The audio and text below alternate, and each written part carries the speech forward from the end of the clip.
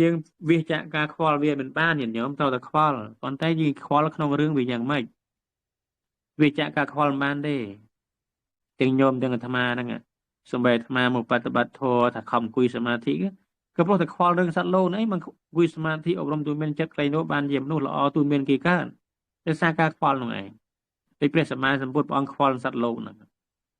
ដោយសារតែខ្វល់នឹងសត្វលោកខ្វល់នឹងញាតិខ្វល់នឹងប្រពន្ធខ្លួនហើយបានព្រះអង្គខំចាក់ចែងនឹងទៅបប្រតិបត្តិធម៌រហូតដល់បានសម្រេចត្រាស់ដឹងជាព្រះពុទ្ធបានព្រះអង្គមកជួយវិញនេះអាការខ្វល់បែបនេះឈ្មោះថាខ្វល់ដល់ត្រឹមត្រូវហ្នឹងហើយដល់យើងអង្គុយតែខ្វល់មិនធ្វើអីសោះអង្គុយតែជេរអង្គុយតែថាអង្គុយតែយំអង្គុយតែស្រែកអង្គុយតែស្រឡាញ់អត់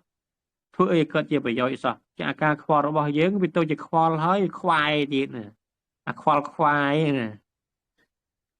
វាលំបាកហើយលំបាកទៀតទុកជន់លើទុក